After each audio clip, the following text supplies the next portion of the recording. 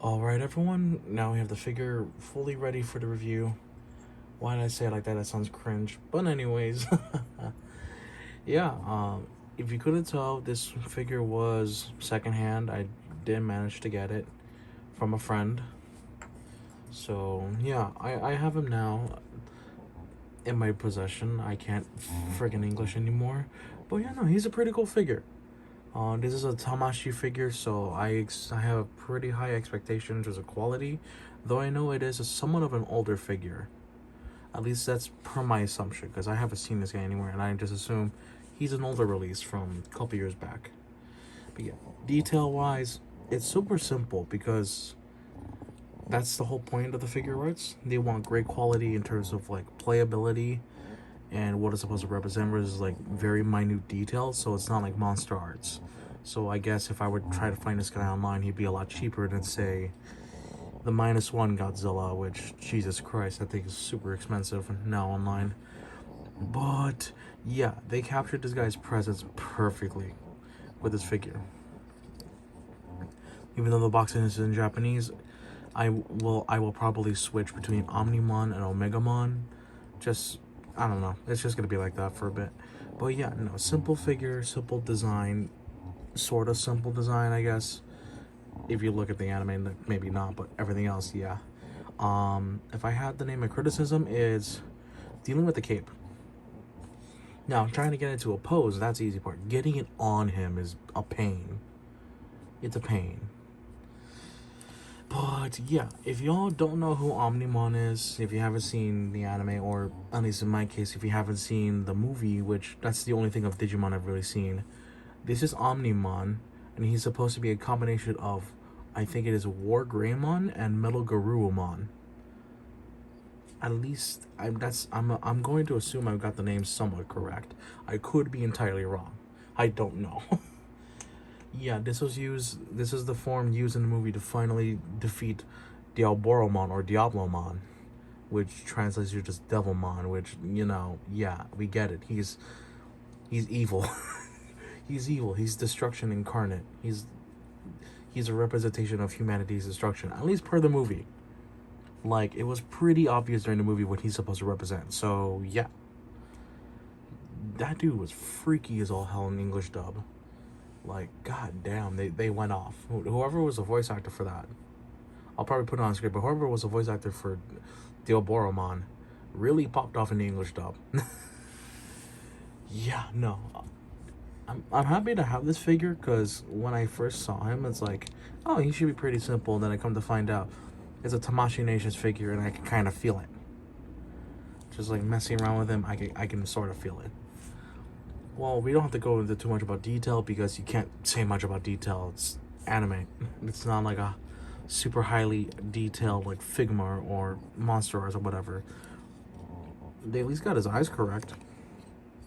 They got the Shield of Friendship, and they got the Transcending Sword, which I don't have attached. But I will show the accessories later. For now, articulation, simple, head and neck, or is it just the head? Okay, just the head. It's on the ball joint. You cannot do 360 because of the design. The arms can go full 360, thankfully. They can go out this way, like that. I think pretty sure these are on ball joints. You can twist the wrist around, you can bend the elbow, like a little bit past 90, sorta. And then the mouths here can open up, though not too much. That's only to make the accessories work. Same thing on this arm. Only here, the shoulder pad is also articulated. This little bit here is articulated, so if you want to do ab crunch, like so, it's tight. And arcing back, you can sort of tilt, sorta. You can kick that far, back that far.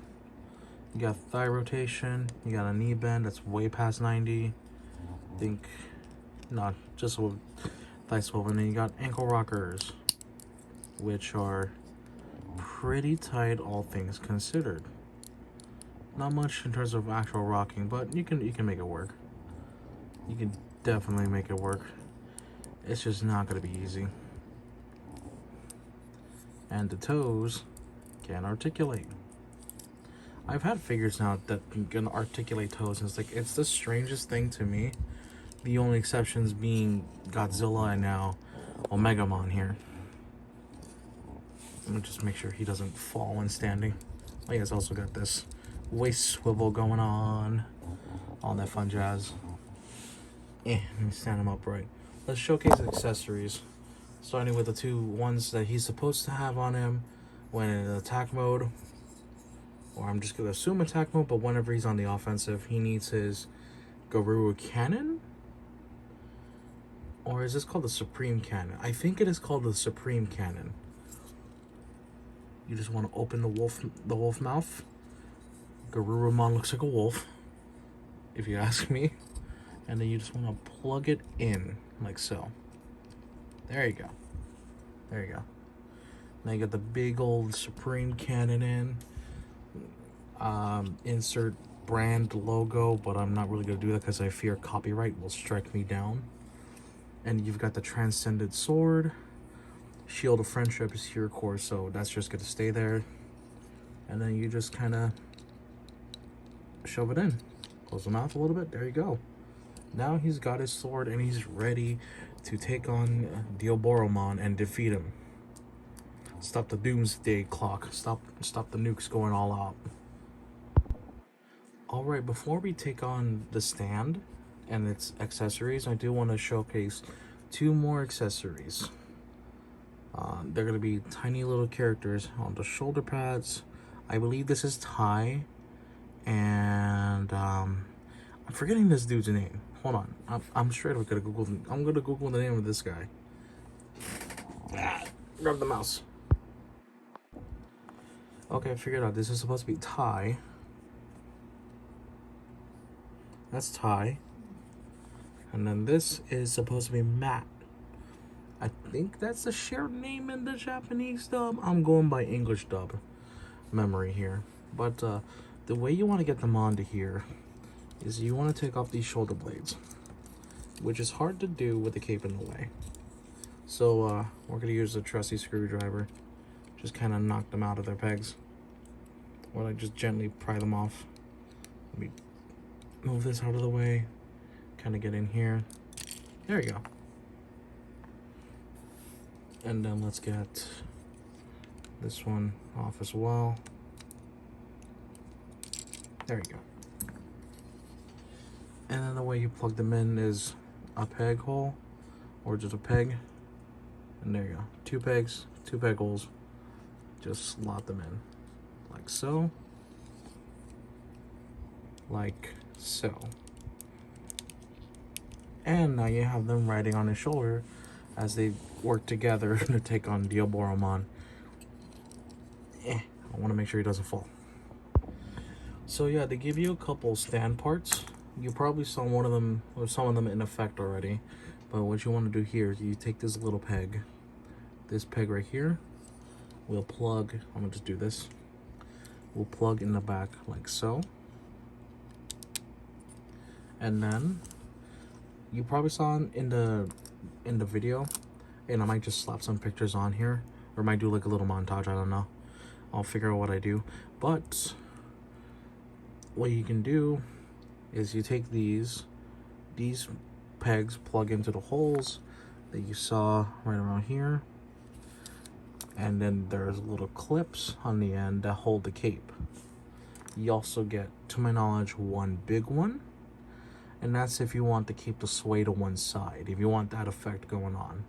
Now, the stand that comes with the figure, just so you can hold him, that thing's big. I'm surprised this is for him. This thing is massive. You know what? I'm gonna go off camera, gotta pose this guy just to kind of show how everything works out. But actually, wait, no, wait.